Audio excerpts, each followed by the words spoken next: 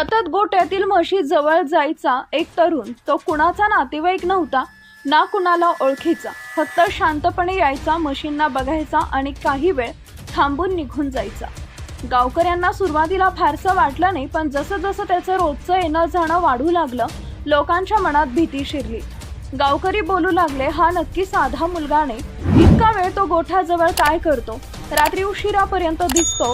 हे काही बरोबर नाही. बायका मुलं घाबरून घरातच राहू लागली. लहान मुलं रात्री घराबाहेर पडायला तयार नव्हती. काही म्हातारी मंडळी म्हणायची, आपल्या गावात काहीतरी अपशकुन घडणार आहे. रात्र जशी जशी गडद व्हायची तशी तशी भीती वाढत होती. कधी कधी कुत्रा भुंकायचा तर सगळे दचकून उठायचे. कुणाला तरी भास व्हायचा, कुणीतरी गोठ्यात शिरलंय. शेतकरी रोज गोठ्याजवळ झोपायला लागले, पण तो तरुण कसा कुठून तरी दिवसा दिसायचा. गावात अफवा पसरली, हा मुलगा जादूटोणा करतो, म्हशीला मंत्र टाकतोय, तो रात्री म्हशीसोबत कुजबुजतो. कुणी म्हणायचा तो आत्मा आहे, कुणी म्हणायचं नाही तो चोरट्यांचा हेर आहे. गावकरी दोन गटात विभागले गेले. एक गट म्हणायचा तो साधा आहे, काही करत नाही, तर दुसरा गट म्हणायचा काही नाही. तर हळूहळू गडबड शेतकऱ्यांची झोप उडू लागली.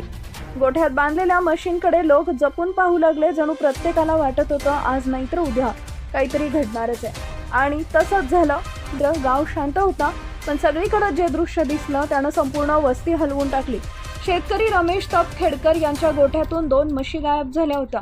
कुलूप तसंच, दार तसंच, पण आत रिकामं. शेतकरी धावत बाहेर आले. गावात एकच गोंधळ उडाला. म्हशी कुठे गेल्या? रात्री कुणी पाहिलंय का? आणि सगळ्यांच्या नजरा वळल्या त्या तरुणाकडे. तो रोज गोठ्याजवळ फिरणारा. पोलिसांमध्ये गुन्हा दाखल झाला, पण आरोपी अज्ञात होता. पोलिसांनी 200 CCTV फुटेज तपासलं आणि त्यात स्पष्ट दिसलं, एक पिकअप गाडी येते, गोठ्याजवळ थांबते आणि म्हशी त्यात चढवल्या जातात. गावकरी थक्क झाले. सगळे कुजबुजू लागले, हा मुलगा नक्की त्यात गुंतलेला आहे. गाडीचा माग काढला. तो थेट ठाण्याच्या मुरबाड तालुक्यात गेला. पोलिसांनी तिथं सापळा लावला. गावात मात्र भीती अजून वाढली होती. आपली म्हैस कुणीतरी घेऊन जाणार, आज न उद्या त्याची आपली पाळी. रात्र होताच लोक झोपेचं नाटक करायचे, पण प्रत्येकाचं कान सावध असायचं. कुठं गाडीचा आवाज आला तर गाव थरथर कापायचं. पोलिसांनी छापा टाकला. गोट्यात 5 म्हशी सापडल्या. त्यात रमेश यांच्या 2 म्हशी होत्या आणि पकडला गेला तोच तरुण नागेश शांताराम मोरे. तो रोज गोठ्याजवळ फिरायचा.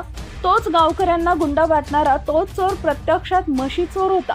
त्याच्याकडून मिळाल्या 5 म्हशी, महिंद्राची पिकअप गाडी, एकूण किंमत 7,60,000 रुपये. त्याचा साथीदार नरेश भाऊ मात्र पोलिसांना चकवा देत पळून गेला. ज्याच्याकडे लोक शंकेच्या नजरेनं पाहत होते त्याचं वागणं गूढ होतं. तो प्रत्यक्षात साधा चोर निघाला, पण हा उलगडा होईपर्यंत गावकरी एक महिनाभरात भीतीच्या अंधश्रद्धेत आणि संशयात जगले.